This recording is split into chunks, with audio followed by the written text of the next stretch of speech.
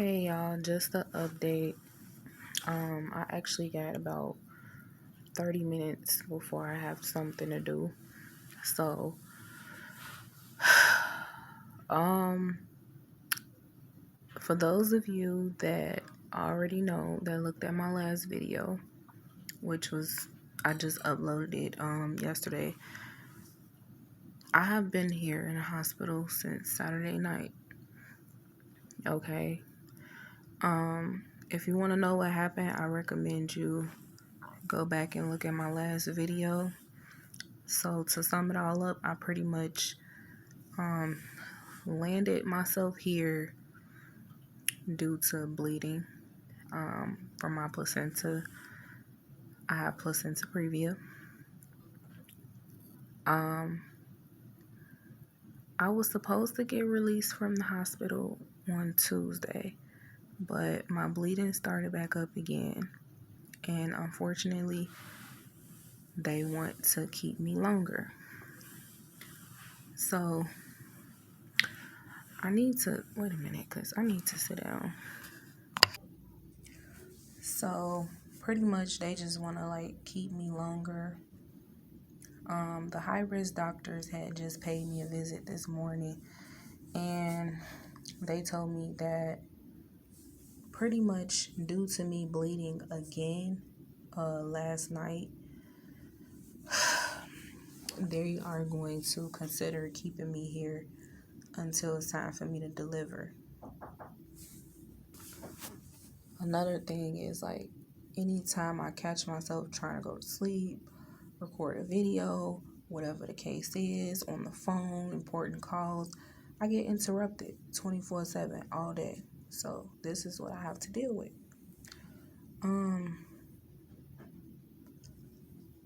Just a recap. See? So that was the neonatal care doctor, the one that deals with premature babies. He came and talked to me. It's a lot going on right now, and unfortunately, there's no telling when I'm gonna get another interruption. But that was well worth a talk, and I wish I could have recorded that.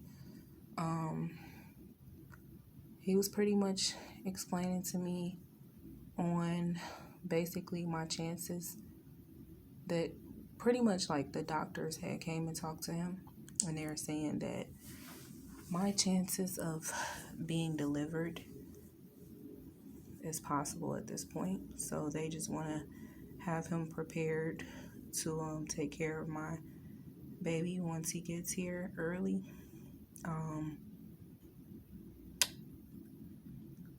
So back to what I was saying. If you haven't, I recommend that you watch my video that I just posted. Literally, I think last night.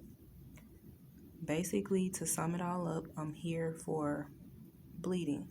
Currently, I just made 31 weeks today, and I'm pregnant with a boy, for those of you that don't know. I've had placenta previa throughout my pregnancy, and my previa has yet to go away, and at this point it has gotten worse to the point where now I'm starting to bleed out. The sad part about it is within the next few weeks I'll be full term, and unfortunately I keep bleeding randomly. And no, I don't have any pain with the with the bleeding or anything. I don't have any pain with that. I don't have any contractions or anything like that, but I do get it mixed up with my water breaking, because that's just how bad it is. Once I bleed, it gushes out as if my water just broke. That's not good. And then I have blood clots that come along with it. At this point, my chances of staying pregnant right now is getting slimmer and slimmer. So This is why all these doctors keep coming in here talking to me. I'm a part of I'm up here with the high risk patients, pregnant patients.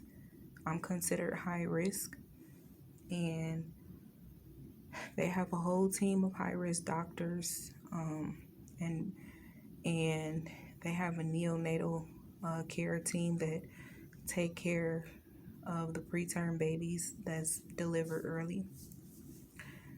The good thing that I can say is that this doctor that I just got done talking to has gave me reassurance that I'm in good hands, and once my baby boy is born into this world,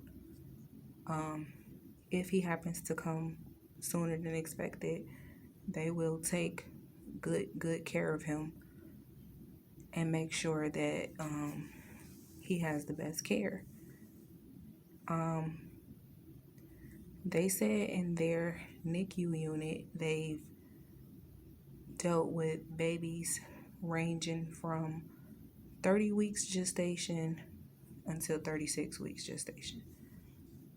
They said that they've also dealt with babies earlier than that, 22 weeks, 23 weeks. And then that's another thing. You gotta deal with nurses. Like, I wish I had recorded her, because for one, you're not my nurse. You're just covering for my nurse because she went on break, and now you got an attitude because I don't want to put on a mask. I don't have to put on a mask, okay? I haven't been asked to put on a mask since people been coming in and out my room. Like, I'm in here by myself. I'm not about to slip on a mask for you. So,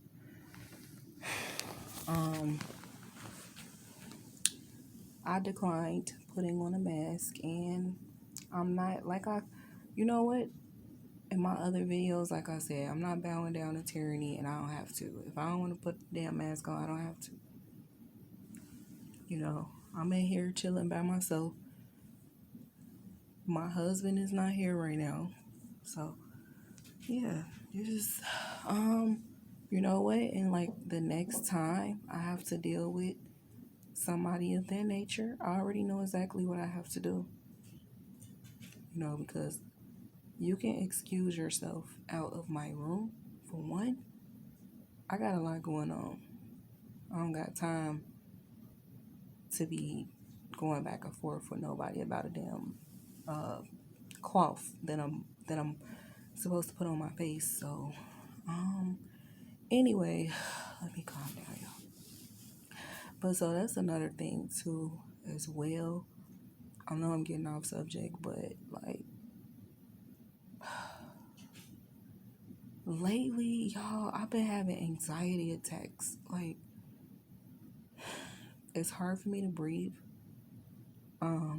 Sometimes I wake up out my sleep and my heart is racing. And I know y'all probably wondering, like, how she just go from sitting down to being in the bed, because she just came in my room and put me back on the monitors unexpectedly. So, yeah. But anyway, like, I've been having anxiety attacks a lot. And it happens a lot when I'm under a lot of pressure. When I feel like somebody's trying to convince me to do something that I don't want to do, and I gotta defend myself from it, or it just randomly happens sometimes. It's like uncontrollable. Like, especially when I'm talking, it's hard for me to breathe. Like now, like, I'm trying to calm down, y'all. And it's more so because I just feel like it's messing with my son's heart rate too. People don't understand. Like, sometimes you just need to leave people alone. You know, I have a right to defend myself. I'm a grown ass woman. And honestly, if I feel like I don't have to do something and it's not right, I'm going to speak up for myself. That's why a lot of people don't like me, because I speak the truth. And I can't help that.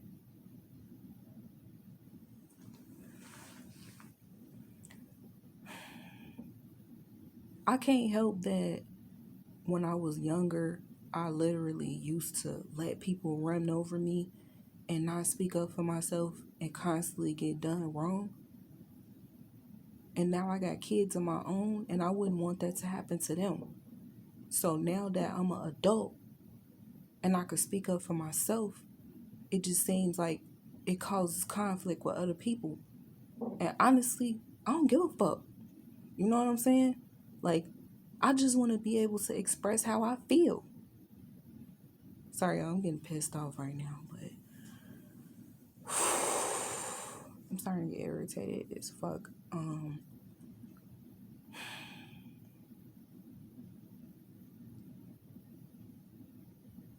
All in all,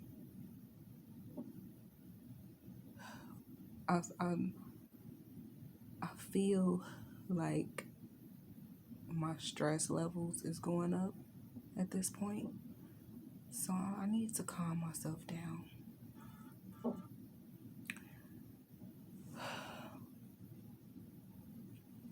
Um, Let me go back to what I was talking about though, as far as the bleeding and stuff like that. So anyway, today is Thursday. Okay, it's currently 2:34 p.m. I've been here since Saturday night. I was admitted for bleeding. Like I already said that. Okay. Anyway, yeah, I was just trying to go over.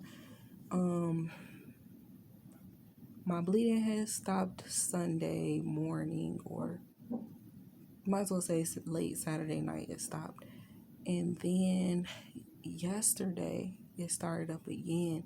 The first time it started at 4 a.m. and then it happened again last night at 9 p.m. and it was a gush of blood.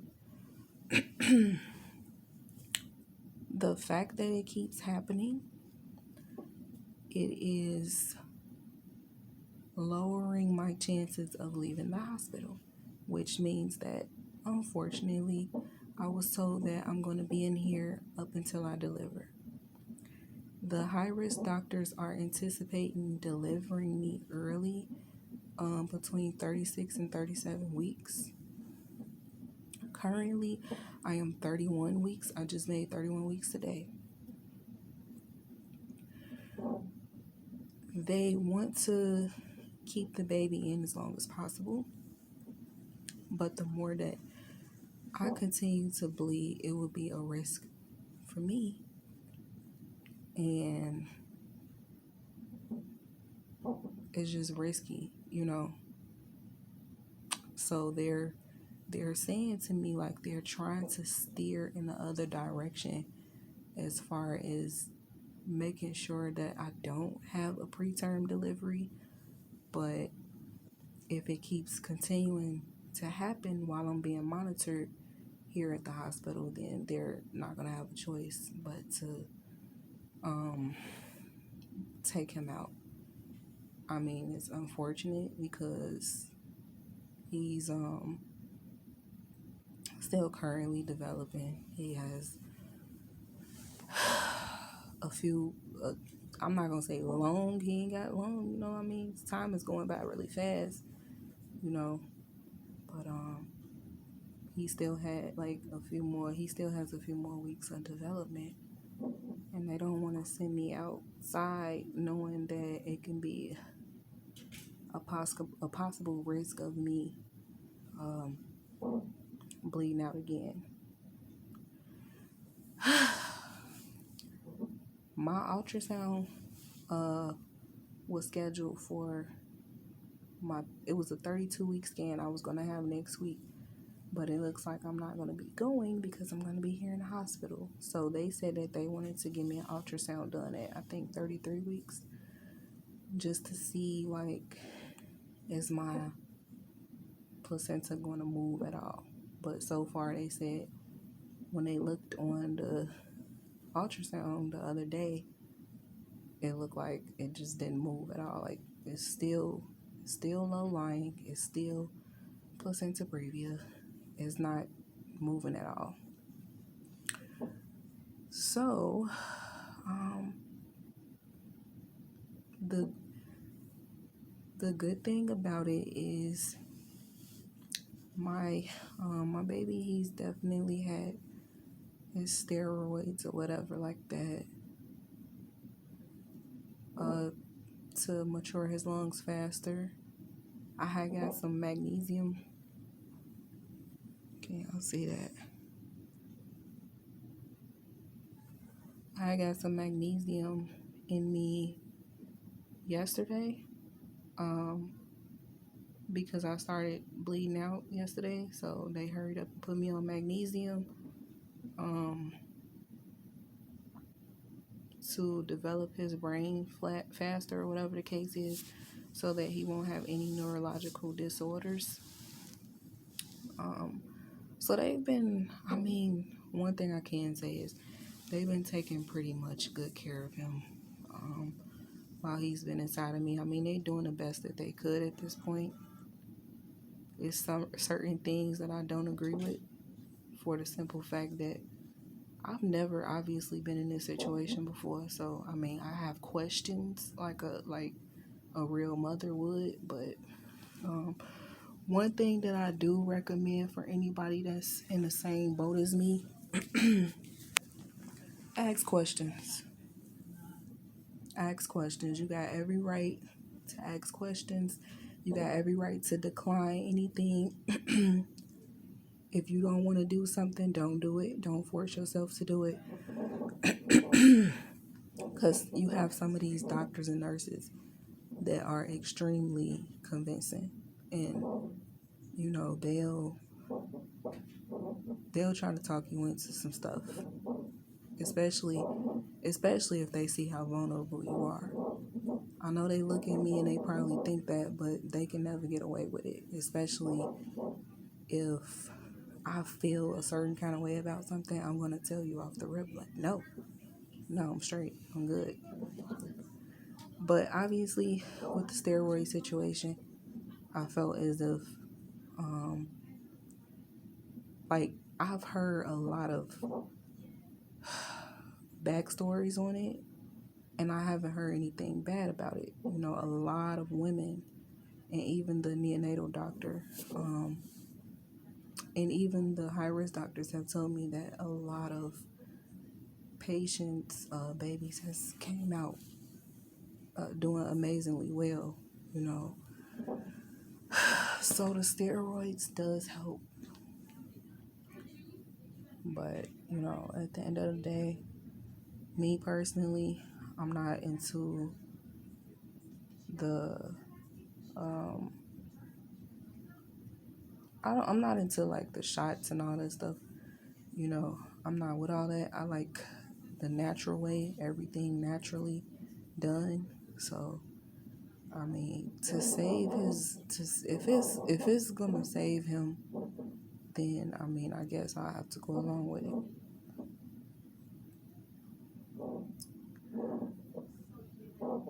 But if you hear that noise, that's him on a monitor moving around, stuff like that. I'm trying to think, is there anything else that I have to? So yeah, it's like pretty much like it's just a waiting game at this point. It's just a waiting game. I'm just laying here, and like I said, the bleeding thing happens randomly. So it's pretty much just like a waiting game. And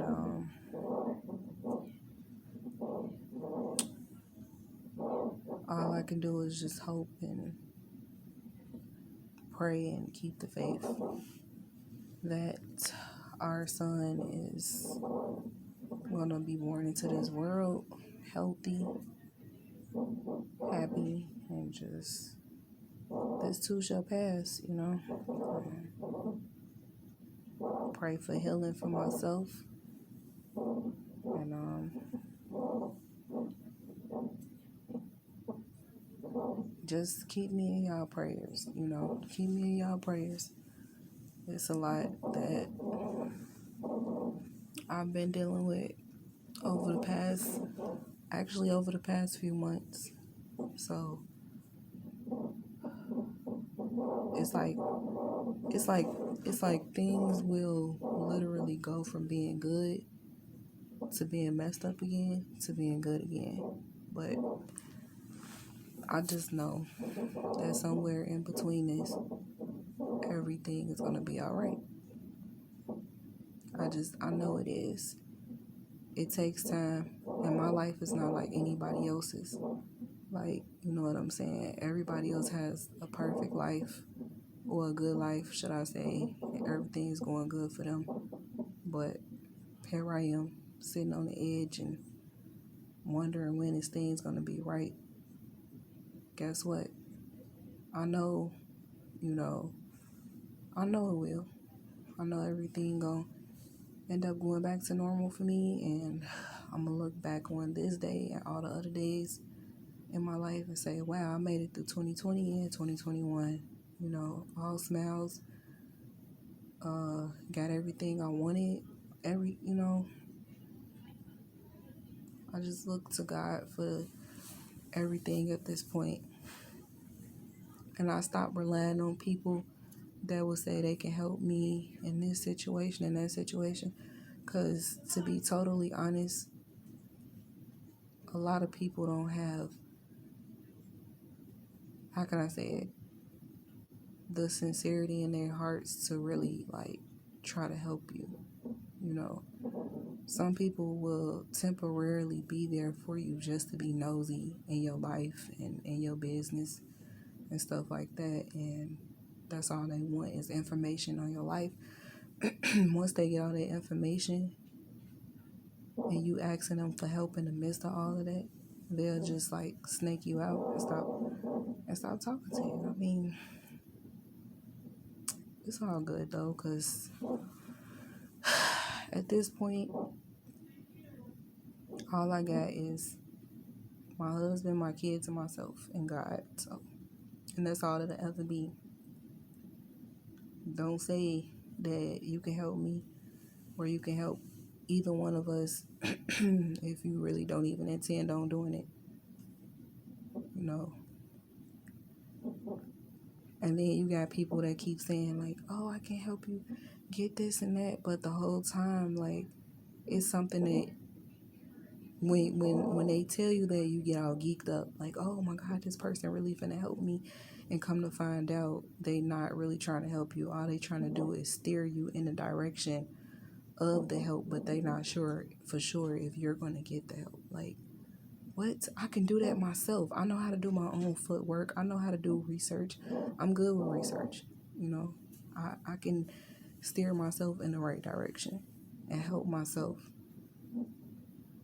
If your intentions is not to like directly help me instead of having me go through like a third party and all that extra stuff, then leave me alone, please. But I mean, anyway, just pray for me and my family. You know, I'm gonna continue to keep y'all updated. So far, like I said, from what I've been told, I'm not going anywhere anytime soon. I'm here, and I guess I'm going to stay put until my delivery. All right.